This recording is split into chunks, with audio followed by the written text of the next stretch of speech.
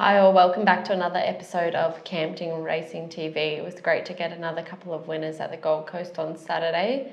Little Deep Blast was very strong, leading all the way to win. Yeah, it's perfect way of putting it. He was strong, he was brave, he fought all the way to the line, he looked gone probably about 50 metres out, and then about 20 metres out he stuck his head out again and tried all the way. I thought it was a great ride from Emily.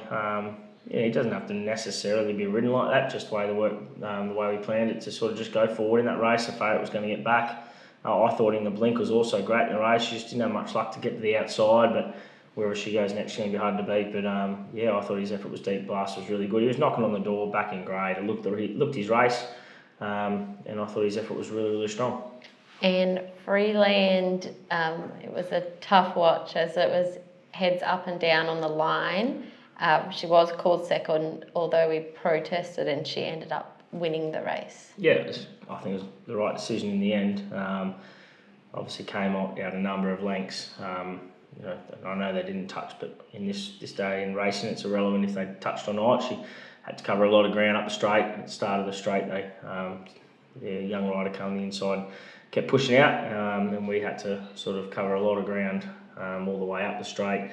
She's a young horse that still doesn't know what she's doing, so the old intimidation factor sort of comes into play in those sort of races. And I think with 100 to go, when the second horse sort of balanced herself up late to try and get going again, that's when Freeland sort of balanced herself up to try again. But I think if she got that option 150 metres, 100 metres before, she would have gone straight past her. But the head-on just showed she just kept looking the whole way up the straight at the other horse. Didn't know why she kept sort of coming out on top of her, but you know what? It'll make her into a racehorse. They're the things young horses need to make her mature, and she's still a young horse with huge ability. She just doesn't know what she's doing yet. She carried on like a very sassy little queen at the races, and she may have one more. She may go to the paddock. I just want to see how she gallops on Saturday, and obviously early next week, and we'll make the decision. She's obviously a horse we've got a lot of a big opinion of, and I thought her effort to keep trying all the way to the line on the weekend was really good. But I'm excited to see wherever she goes next. She may stick to the poly and have one more, or she may go to the grass midweek. So we'll make the decision over the next few days. And looking forward to this week, we've got another busy weekend, starting off at the Gold Coast again on Saturday. Betterby Reef and Sierra de Grados are both in a maiden 1100. Both horses are going to get much better once they build their revs and get over ground. Betterby Reef has been a massive work in progress.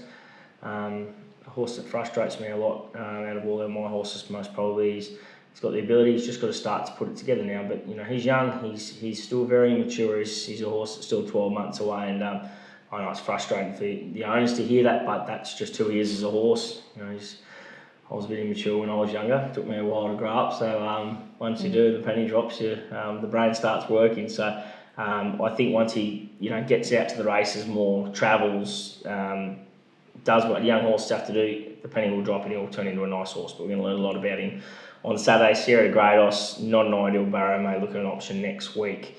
I thought his trial the other day was good, and then he had to jump out. His work a couple of days ago leading to this was really good. So if he does run, he'll be flashing home late. And Last Line Dance steps up to the 1540. Yeah, on the quick back up. Not something I don't normally do with young horses, but she's pulled up enormous. She's a bit of a funny run last race. She got over race and then come back, and then got over race and then come back and then settled, and then she sort of, the last 50 metres, picked up the bit again and hit the line strongly and finished sixth. It's a pretty bad maiden. Obviously, when you're going into a race on the back up, you want to make sure all your T's across and all your I's are dotted. You want to make sure they're 100% going into it. So we'll obviously monitor her over the next couple of days, but she's pulled up super. She's very well within herself. She's a nice big horse, and this will definitely be her last run for the preparation, and she'll go for a well-deserved break. And Ray's got a nice filly on her hands. I think next preparation she's going to be a very nice horse. And another one on the back up from last weekend is Just the Jedi. He 2,000 on Saturday. He was good last weekend. He was very brave. He had to carry the car park, and I think he gave the eventual winner 9.5 kilos. So that's hard to do on any track, and that's a number of lengths. So I think at the start of the race, when they jumped the first turn, Emily was in 2 miles to lead or not to lead. I think if she'd led, it would have been a better option. Jag come back and gone on top of her, and Sort of just put him off stride for a few lengths, and he had to then, settle just further back than we wanted. We'll see how they are on the weekend. We'll make it a true staying test. I think he's definitely tough enough to do it. He's rock hard fit now. He's very well within himself, and he's the same as last time down. Today's only Thursday. Still got over 36 hours sort of to the race, so 48 hours to the race. So I just want to make sure he's right as well. But he's a tough horse, and he looks like he will definitely back up. And a newcomer to the stable, Ancient Scent, goes to a 3-year-old maiden. First race start over 1,050. Nice animal, loaded with ability, very quirky, will run a huge race. And in the last race, we've got a couple in there over the 1,100. Kadira, she's first up this prep, and Euphrates Dream also first up this prep. Yeah, Kadira's is flying, Euphrates Dream's flying. Obviously, you don't really want to run them against each other, which we may look at another option. Euphrates Dream just drawing that touch wide first up. I don't really want to get in caught wide and having a gut buster. Her trial last week was super for anyone that would have watched it. Trying a few things different with her. We've kept it short and sharp this preparation. You do a lot more work with her than what I do. She's got some quirks about her, and you could definitely say she's a different horse this prep. She's much better. So she does go around. She'll be very hard to beat, but I do think Kadiris she's knocking on the door to flash home and run a big race first up. She's grown up a lot this preparation. She's another very quirky mare. Got to be careful with her in the box, otherwise there'll be hooves come flying at you. So if she's in the mood, Kadiris, to win, she'll definitely do that, and I think she's ready to attack first up.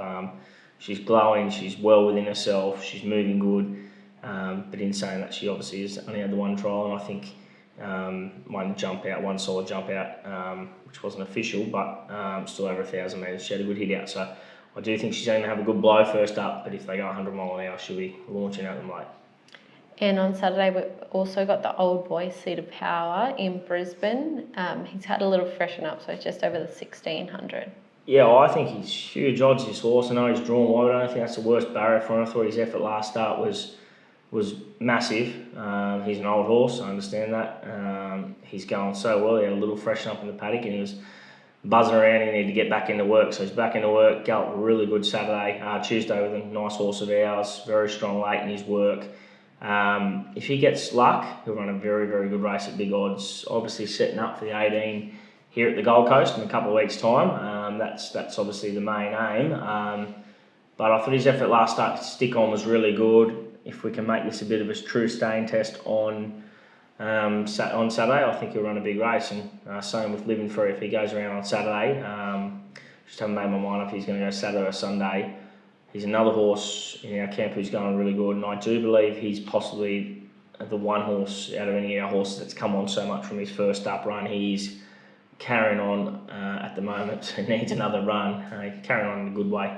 He's fresh, he's well, he feels enormous. So Elion's done a lot of work with him, and he said he's definitely very free at the moment, and he's living a good life. So he's happy with the way he's moving. If he goes there on Saturday, he'll run a good race at big odds, but Sunday probably does look a better option for him. And on Sunday, we also head to the Sunshine Coast. She's Worth It steps up to the 1,400. She was a great run first up. She was super first up. She's a really nice filly. Got a lot of time for her. Great owners. Got a good chance to have a crack with her, and I would love to see if we can get a win second up with her. She's obviously going to be better.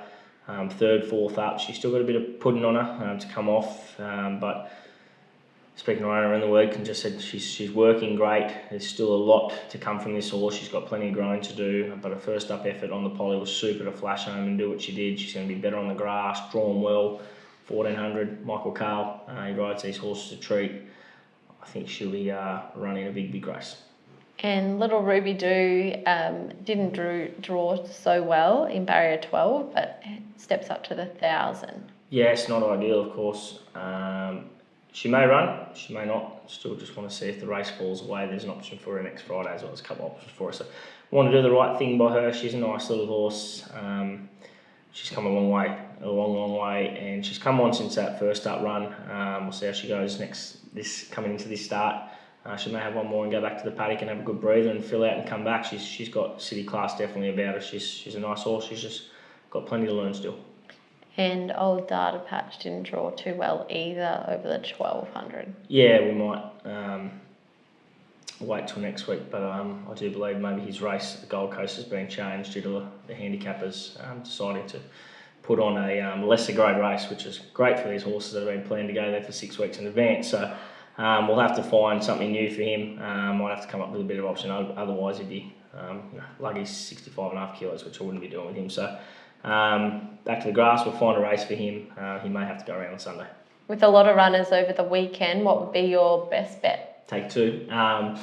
We will. I like value this weekend. I think she's worth it. It's a really good each way bet. I think she's going well enough to run a huge race second up, and I think wherever Living Free runs, he's going to run a very big race. As I said, he's well. He's ready to rock and roll second up. Obviously, horses can be flat second up, which both of these horses are. But their work on Tuesday suggests they're ready to go. So it's a hard weekend to pick one. There's a lot of runners. There's a number of chances. So hopefully we can get something up, and another double would be very nice actually. So it keeps Taylor happy. Not being greedy. Keeps Taylor very happy when we get the double. So hopefully we get another double this weekend. Thanks for watching. Thanks guys, and good luck over the weekend.